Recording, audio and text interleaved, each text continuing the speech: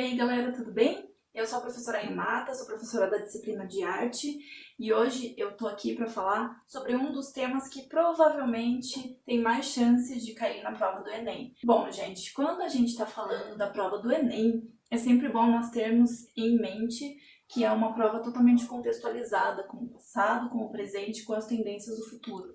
Nesse caso, no assunto de hoje, nós vamos tratar um pouquinho sobre a influência da cultura africana na nossa cultura, na cultura do Brasil. Bom, todo mundo sabe que o Brasil foi colonizado lá em 1500 pelos portugueses, mas juntamente com os portugueses nós tivemos outras influências na nossa colonização, como a dos indígenas, que aqui já habitavam, e como a dos africanos, que vieram como os escravos. Então, muito embora o Brasil tenha sido colônia de Portugal até o ano de 1822, não só a cultura portuguesa prevaleceu aqui. É preciso que a gente leve em conta que enquanto os escravos estavam aqui, mesmo que escravizados, mesmo que aprisionados, eles manifestavam, eles trouxeram a cultura deles da África. Então, eles manifestavam essa cultura através da capoeira, através de danças como o jongo, através da música. A música, como a gente conhece hoje em dia, a música popular brasileira, tem uma influência riquíssima e pautada na África, assim como as artes visuais, a dança, tudo isso forma uma unidade que é a cultura brasileira como é formada hoje. Então, até mesmo a escravidão, até mesmo esse momento especialmente difícil para os africanos e que nada justifica, até esse momento trouxe muito enriquecimento cultural para o nosso país. Então, instrumentos como o tambor, o atabaque, a cuíca, são instrumentos que vieram lá da África e que foram trazidos para cá, são utilizados até hoje. Quando a gente pensa na religiosidade, em algumas religiões que têm a matriz africana e são praticadas no Brasil, como a Umbanda e o Candomblé, a gente também enxerga essas manifestações. Existe, inclusive, um aspecto da religiosidade de matriz africana, quando trazida para o Brasil, que se chama sincretismo religioso, em que os africanos precisavam continuar as orações deles de uma forma que fosse velada, que os seus senhores não vissem. Então eles começaram a associar imagens de santos católicos com os orixás deles lá da África. E aí que surge o chamado sincretismo religioso, que é algo que até hoje é praticado, até hoje é aceito e muitos terreiros o fazem. Existiu inclusive um artista francês que veio para o Brasil a pedido da corte. Ele veio para cá e ele passou a registrar, ele gostava de ilustrar tudo que ele via por aqui. Então ele foi se interessando cada vez mais pela cultura africana, pelo que os escravos faziam e produziu assim diversas obras de arte que falavam sobre a cultura dos africanos. Então, existem obras em que os africanos estão dançando, existem obras em que eles estão jogando capoeira. Inclusive, esse tipo de obra é bastante importante para que a gente entenda melhor como foi a nossa história, como que a gente chegou até aqui e como era também a vida dos escravos, não apenas dos europeus ou dos indígenas. Então, gente, é muito importante que se pense sobre isso, que se pense sobre a contextualização, sobre como foi a nossa colonização, de que forma isso influenciou a nossa vida até os dias de hoje. É importante que a gente consiga pensar isso como um todo e não como um fato isolado, porque a cultura africana, os africanos são pessoas e têm modos que estão enraizados na gente e que vão continuar e que já são totalmente incorporados à nossa linda cultura brasileira. Bom, gente, então é isso. Uma pequena revisada para que vocês pensem de uma forma mais contextualizada mesmo sobre como foi o nosso processo civilizatório e sobre o quanto isso desencadeou e caracteriza até hoje a nossa cultura, como tudo isso está enraizado e se manifesta até os dias de hoje. É um assunto bem importante, é um assunto que é bacana que vocês saibam todo o contexto e não que pensem ele de uma forma isolada. Tá bom? Por hoje é isso. Até a próxima. Um beijo e se cuida! Hoje eu tô aqui para falar com vocês sobre arte contemporânea. Afinal, o que é arte contemporânea e o que será que difere a arte contemporânea da arte moderna ou da arte que veio antes? Na verdade, o período que marca mais ou menos o início dessa contemporaneidade que a gente tanto fala foi a partir do final da Segunda Guerra Mundial, em que o mundo passava por diversas mudanças e com certeza a arte, como um reflexo da sociedade, com a arte não poderia ser diferente, né? Isso aconteceu mais ou menos lá na metade do século XX e a ideia, o novo pensamento que os artistas se pronunciavam e que eles procuravam defender de acordo com todas as mudanças que estavam ocorrendo no mundo, era de que a arte ela deveria ter uma mensagem a mais e que tivesse algum teor político, social, histórico, que passasse uma mensagem para além do que fosse bonito ou do que era o retrato naturalista, pintado muito tempo antes, praticado ao longo da história, por exemplo. Então, algo que marca muito a arte contemporânea foi essa nova tendência de que as pessoas pudessem de fato interagir com a obra. Foi aí que surgiram, por exemplo, as instalações, que são aquelas obras em que nós podemos entrar dentro delas e realmente fazer parte, né? De certa forma, a gente pode fazer parte da obra que está ali em questão. Isso foi uma tendência que surgiu já na arte contemporânea. Outra característica bem importante é que ela procura extinguir realmente as fronteiras entre a arte e a ciência. Então, a arte só se torna possível a partir da presença do artista e do que o artista quer expressar com aquilo. Percebe a diferença entre isso e entre o que era praticado até então, que era você reproduzir o retrato de alguém, ou então você reproduzir uma paisagem naturalista? Percebe a diferença? Outra característica bastante importante sobre a arte contemporânea é que ela vem para cutucar, ela vem para fazer com que a pessoa pense de fato sobre o que ela está vendo, sobre o que está acontecendo ao mundo ao redor dela. Ela tem esse viés muito crítico e ela pega bastante em questões sociais e políticas que o mundo está passando naquele momento. Inclusive, nós vivenciamos a arte contemporânea até os dias de hoje.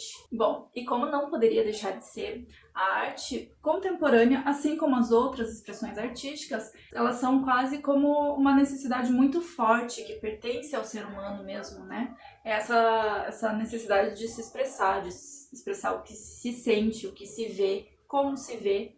Tanto é que é dessa forma que nós podemos entender melhor mesmo a forma como outras pessoas e outras culturas enxergam as coisas. E aí, dentro das expressões artísticas contemporâneas, a gente tem o teatro, a dança, a música, as performances, as instalações que eu falei anteriormente. Não é só a pintura. Ou então, até mesmo, utiliza-se várias técnicas juntas e misturadas para elaborar uma obra de arte. E um exemplo atual que contempla a arte contemporânea são as bienais, são aquelas exposições que acontecem a cada 2 anos. Uma bem famosa é a Bienal de São Paulo, tem a Bienal de Porto Alegre também, que tem uma curadoria, ou seja, pessoas que escolhem artistas e obras que vão falar algo para o público. São obras que são escolhidas a dedo, artistas que estão realmente dialogando com a sociedade, com tudo que está acontecendo naquele momento. Então a Bienal é um excelente lugar para que a gente vá para entender mesmo melhor esse conceito de arte contemporânea, que para muita gente pode ficar meio confuso, mas é mais ou menos isso. Então, ela inicia-se, claro, não existe um dia certo, porque é toda uma forma de pensamento que foi sendo modificada, mas ela inicia-se mais ou menos ali após o final da Segunda Guerra Mundial, na metade do século XX, e vem se alterando de uma forma gradual, porém não tão lenta assim, e se reinventando, né? Que é outra característica da arte desde lá os primórdios, desde a pré-história. A arte vem se modificando justamente por esse diálogo que ela tem, esse diálogo incessante que ela tem com a sua relação com o mundo, né? É sobre isso que se trata a arte. Então, pessoal, esse foi um resumão sobre a arte contemporânea. Espero que vocês tenham aproveitado. Procurem por artistas que estão mais em evidência, como, por exemplo, Cildo Meirelles, o Tunga. Eles têm uma obra aqui no Brasil, se tratando de Brasil, eles têm uma obra muito, muito relevante. Deem uma olhadinha e espero que vocês estudem bastante, dê tudo certo. E muito obrigada, até a próxima! E o assunto do vídeo de hoje é a arquitetura brasileira. Bom, como já deve dar para imaginar, é um tema bastante vasto, levando em consideração o tamanho do nosso país, a idade que ele tem desde que ele foi colonizado pelos portugueses e também a diferença cultural entre as diversas regiões. Então, se a gente for pensar em termos de colonização, a gente pode perceber que existem diversas influências, diversas formas de se construir e de se fazer arquitetura que foram moldando o nosso país e as construções como nós conhecemos hoje. Então, essa questão da miscigenação cultural de vários povos, desde lá o período colonial até os períodos de guerras em que vários imigrantes vieram da Itália, da Alemanha, de Portugal, da Espanha, da Europa em geral. Tem também a influência oriental, tem muitas colônias japonesas ao redor do país. E tudo isso foi gerando uma série de influências, uma série de fatores que foram criando uma identidade da arquitetura para o Brasil, da arquitetura brasileira. Mas então, voltando no tempo, lá no período do Brasil colonial, vamos pensar o seguinte: o Brasil foi colonizado pelos europeus, mais precisamente pelos portugueses, trouxeram-se mais tarde os negros e quem já estava aqui eram os índios. Logo, a estrutura principal da nossa arquitetura vem dessas três vertentes.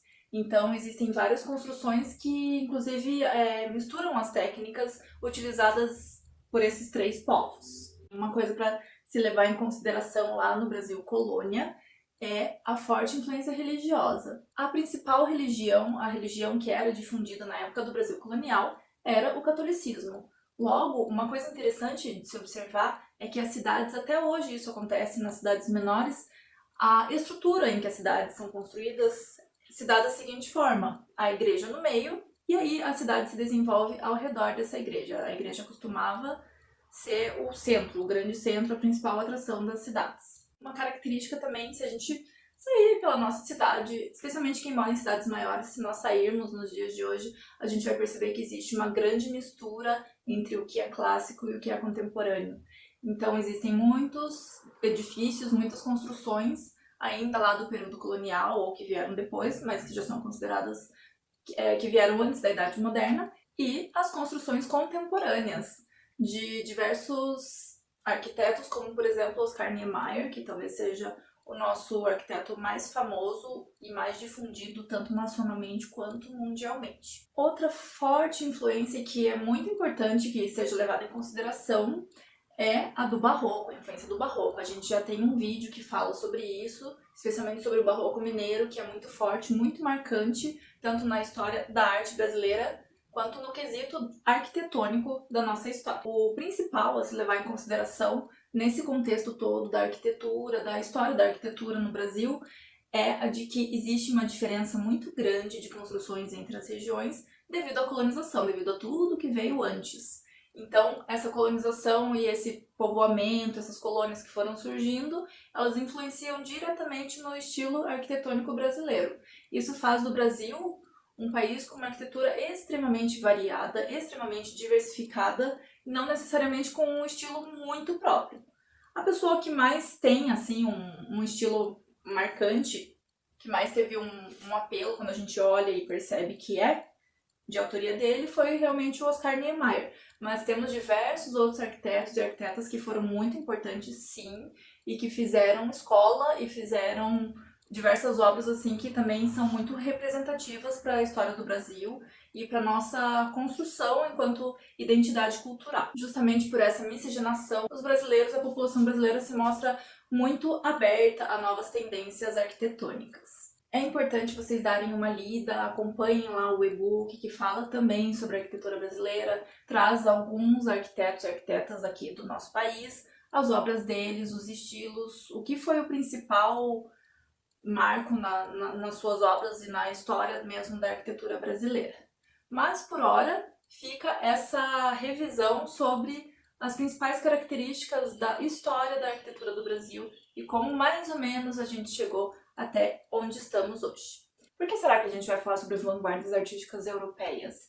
Bem, porque elas influenciaram os movimentos artísticos do mundo inteiro. Elas causaram como que uma avalanche e desencadearam todo um efeito borboleta nas vanguardas seguintes, nos movimentos seguintes e na forma de se ver, de se pensar e de se fazer a arte. Para a gente conseguir compreender melhor o porquê dessas vanguardas artísticas, o porquê dessas formas de pensar dos diversos artistas, nós precisamos voltar um pouquinho lá no tempo, lá na Revolução Industrial em 1840. Foi um período em que o globo passou por uma transformação enorme e a visão de mundo, a forma de viver, o estilo de vida das pessoas mudou radicalmente. E como eu sempre digo, a arte, ela acompanha, a manifestação artística, ela vai acompanhando todos os marcos e fatos históricos que vão ocorrendo ao redor do mundo. E tanto é que é muito importante, se você quiser entender, quando a gente quer compreender melhor um tempo ou o que estava realmente se passando naquele lugar, naquele período, é muito importante a gente olhar para a arte, porque a arte nos aponta para onde o pensamento daquelas pessoas estava indo, o que aquelas pessoas estavam pensando. E aí as vanguardas europeias, elas seguem esse percurso de ir rompendo com diversos paradigmas e diversas formas de visão, de viver, de rotina, eles vão rompendo com tudo isso. Então, o conceito de mimesis foi rompido junto com o início dessas vanguardas europeias mais modernas. E o que é a mimesis, afinal? É tudo que era praticado até então que tinha a intenção de ser realista, de ser naturalista e de mostrar, reproduzir a realidade de acordo como ela de fato é.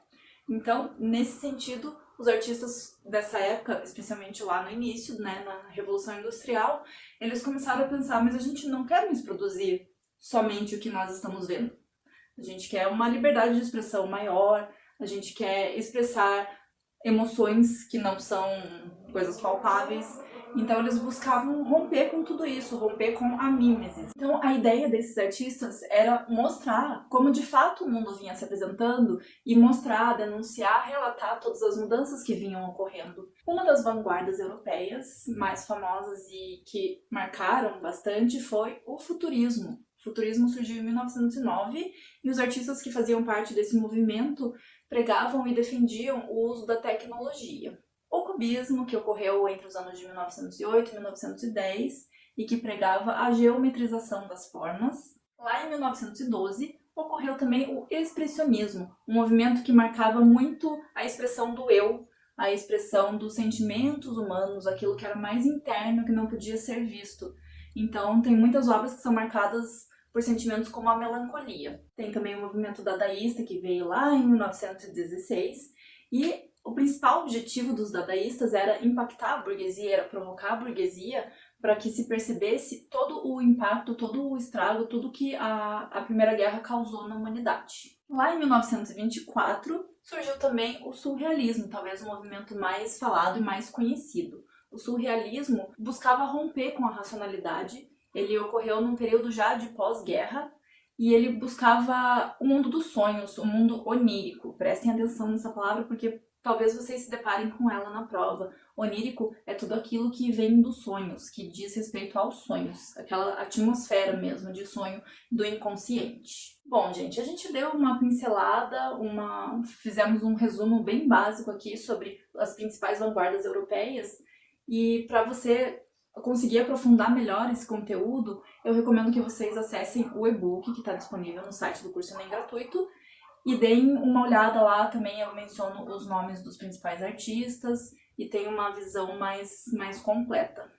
Por hoje é isso, então, espero que vocês tenham aproveitado, espero que tenham entendido todo o contexto e tudo que estava acontecendo. E é isso, estudem bastante, obrigada e até a próxima! Provavelmente você já ouviu falar do Barroco e sabe que foi um estilo artístico, especialmente arquitetônico, que veio lá da Europa. Porém, junto com a colonização, trouxe-se também algumas influências barrocas. Essas influências foram espalhadas, disseminadas ali pelo Brasil em torno do século XVI e o lugar onde ela mais se fixou e mais foi praticada foi no estado de Minas Gerais. Então, pelo desbravamento e pelas expedições que os bandeirantes fizeram, ocorreu lá no século XVI uma concentração de pessoas na região que hoje conhecemos como Minas Gerais. Lá é um lugar muito conhecido e com grande ocorrência de minério, de pedras preciosas e de ouro. Por isso que as igrejas, por exemplo, são muito adornadas, elas são muito ricas em detalhes. Então, na verdade, o barroco mineiro se desenvolveu ali em Minas Gerais, não somente pela afinidade que os mineiros tinham, mas também pela grande riqueza de recursos naturais. O estilo barroco em Minas Gerais ganhou um destaque, uma linguagem toda especial e única. Ele é diferente do resto do barroco praticado no mundo, mas algumas das suas características principais e essenciais foram mantidas, como, por exemplo, o grande contraste de tema. Por exemplo, alegria extrema versus tristeza, a grandiosidade dos monumentos, a grande riqueza em detalhes, que é muito importante. Mas aí, no barroco mineiro, os artistas começaram a colocar mais cor, usar materiais típicos da região, como por exemplo a pedra-sabão. Um dos artistas mais famosos do barroco mineiro é o Aleijadinho. Ele fez uma série de esculturas em pedra-sabão incríveis que estão lá até hoje e também são considerados um patrimônio cultural da humanidade. Os artistas do barroco mineiro também, assim como os artistas europeus do barroco, continuaram com essa tendência a usar o ouro. O ouro continuava sendo usado, era tudo muito monumental, tudo grandioso, tudo com muitos detalhes. E isso tudo ocorreu especialmente nas igrejas. Então, os temas eram bastante religiosos. Geralmente, na maior parte, eram religiosos. As igrejas, em sua maioria, têm a influência do barroco.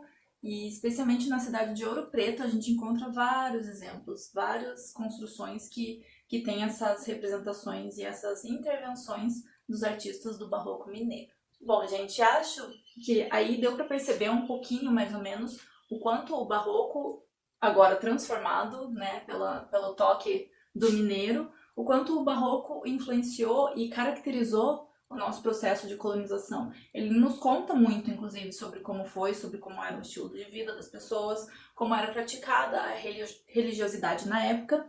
E aí ele se torna um tema bastante importante, porque faz parte da nossa história.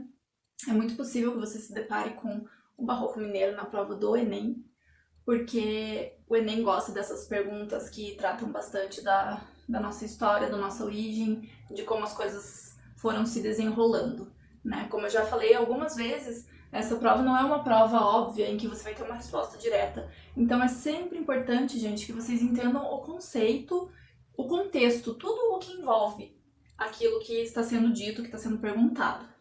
Aí, esse é um resumo, vocês podem dar uma olhada lá no material escrito no nosso e-book, podem também acompanhar os outros vídeos, tem um monte de informação legal e um monte de conteúdo relevante para te ajudar a estudar para a prova do Enem.